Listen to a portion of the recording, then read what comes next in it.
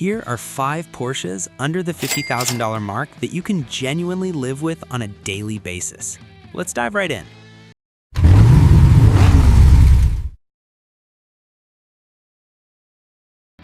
We are kicking things off at number 5 with the 958 generation Porsche Cayenne, specifically the models built between 2011 and 2018.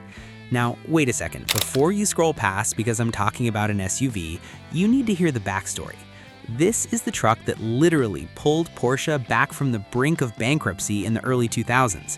When Porsche first dropped the news that they were building an off-roader, the die-hard fans went crazy. They called it sacrilege. They claimed the brand had lost its identity. But the reality? The Cayenne became a massive sales juggernaut, and the profits from this SUV paid for the development of every single 911 and GT car that followed.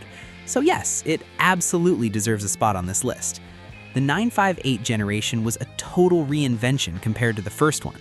Porsche managed to strip nearly 400 pounds of weight out of the chassis while simultaneously upgrading the tech and boosting power.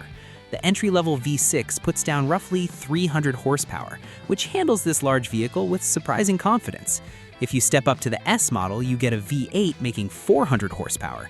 And if you want to get really crazy, the turbo pushes out 500. Depending on which engine you pick, you are looking at 0 to 60 times ranging from 5.5 to 7.5 seconds. That is seriously quick for a machine capable of towing 7,700 pounds and swallowing 60 cubic feet of luggage. Here is something interesting to keep in mind. While the Cayenne does share some underlying suspension architecture with the VW Touareg and the Audi Q7, Porsche's engineers tuned it completely differently. The steering feedback, the way the suspension reacts to bumps, the throttle mapping, it all received the specific Stuttgart touch. You can feel that distinction immediately from behind the wheel. In the 2025 market, prices are hovering between $20,000 and $40,000. You can easily find 2011 to 2014 examples under 30 grand with reasonable mileage. Just keep a sharp eye out for leaking transfer cases on high mileage units, air suspension faults that can get pricey, and timing chain guide wear on the V8 engines. You should probably set aside 2 to 3 grand a year for upkeep. Gas mileage isn't great, usually sticking between 15 and 20 mpg, so you'll get to know your local gas station attendants well. But if you need a Porsche that can handle the school run, the grocery haul, road trips, and towing a boat, this is the one. At number 4, we have the first-generation Porsche Macan, produced from 2015 to 2018. This compact crossover was a game-changer for the company. It brought a whole new demographic of younger buyers and women into the Porsche family. It also generated the massive revenue needed to fund projects like the electric Taycan, a program Porsche is now, ironically, scaling back as they navigate some corporate restructuring. The Macan shares some of its DNA with the Audi Q5, but here's what most critics overlook. Porsche basically re-engineered the entire car. They swapped out the suspension geometry, the steering rack, the engine mapping, and the transmission logic. They took the basic frame and replaced everything that actually affects the driving experience. The end result is an SUV that drives more like a lifted hot hatch than a truck. The base model uses a 2.0-liter turbo 4-cylinder, putting out 252 horsepower. However, the Macan S upgrades you to a 3-liter V6 with 340 horsepower, and that's really the sweet spot for enthusiasts. All models come with all-wheel drive and the PDK dual-clutch gearbox, which shifts gears instantly. Fuel economy is decent, usually seeing 17 to 20 mpg in the city and up to 25 on the highway. Pricing right now falls between $25,000 and $45,000, depending on the specs and mileage. Considering that a fully loaded Macan could sticker for over 70 grand when new, you're letting someone else take that massive depreciation hit. Common mechanical gremlins include timing chain tensioners that tend to fail near the 80,000 mile mark, various oil leaks from dried out seals, and some infotainment bugs that are annoying but not critical. Expect annual maintenance to cost between $1,000 and $2,000.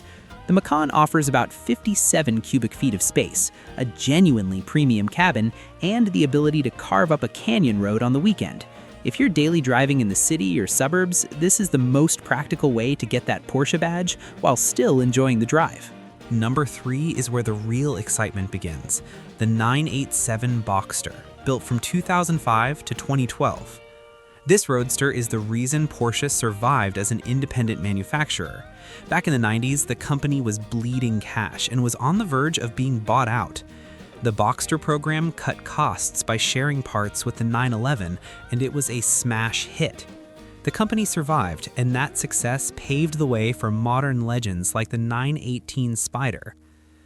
The 987 generation is split into two distinct eras, the 987.1, 2005 to 2008, and the refreshed 987.2, 2009 to 2012. Both are incredible, but the differences matter.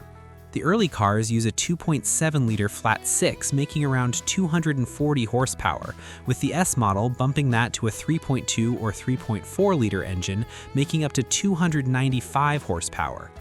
The later 987.2 cars got direct injection, boosting the base power to 255 and the S to 310. You are looking at 0 to 60 in roughly 6 seconds for the base and mid-5s for the S. You can pick between a pure manual or the brilliant PDK automatic. Because the engine sits right in the middle of the chassis, you get a 45-55 weight distribution that feels telepathic in the corners. Plus, the hydraulic steering communicates every texture of the road to your hands, an analog feeling that modern electric steering systems just can't match. Now, here is the critical warning. The 987.1 models are prone to IMS bearing failure. The intermediate shaft bearing can fail without warning and destroy the engine. Retrofit kits run about $2,000 to $3,000 and should be installed when you do the clutch. Rear main seal leaks are also common and can ruin your clutch, costing another $1,000 or $2,000 to fix. The air oil separator is another weak point that can cause smoking and rough idling. The later 987.2 cars fixed the IMS issue straight from the factory, which is why they are more expensive. Price-wise, you can find early 987.1 base models for as low as $15,000, while perfect 987.2 S models can hit $45,000. The rare Spyder edition is well out of this budget, often hitting $70,000. You get two trunks offering about 10 cubic feet of storage, which handles a weekend trip or groceries just fine. The roof drops in 12 seconds. Fuel economy is surprisingly good at 18 to 22 city and nearly 30 highway.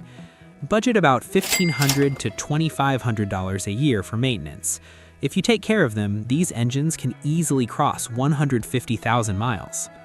At number 2, we have the hardtop sibling of the Boxster, the 987 Cayman, running from 2006 to 2012. This car has a massive cult following, and for good reason.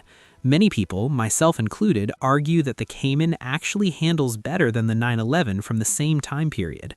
The mid-engine layout is ideal for a sports car, and the fixed roof adds structural stiffness that makes the car feel even sharper. There is a bit of corporate folklore here. Rumor has it that Porsche intentionally limited the Cayman's horsepower so it wouldn't embarrass the flagship 911 in magazine tests. Whether that is true or just a myth, the fact that people believe it proves how capable this chassis is. The specs are almost identical to the Boxster. The 987.1 base gives you 245 horsepower. The S gives you 295. The facelifted 987.2 bumps that to 265 and 320. There is a special Cayman R from 2012 with 330 horsepower and weight reduction, hitting 60 in 4.7 seconds, but that car is now a collector item over $50,000. Mechanically, you have the same risks: IMS bearings on the early years, rear main seal leaks, and air oil separators. You also have to watch for bore scoring, which is more common on the Cayman S because owners tend to drive them harder. If the cylinder walls wear down, you are looking at an engine rebuild that starts at $10,000. Always get a specialist to inspect the car before you buy. Prices range from $20,000 for a base model up to $45,000 for a clean S.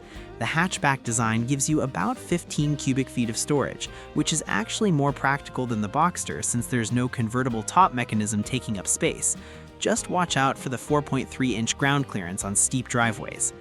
If you don't care about the wind in your hair, the Cayman is arguably the better daily driver. It is quieter on the highway, feels more solid, and delivers that world-class handling.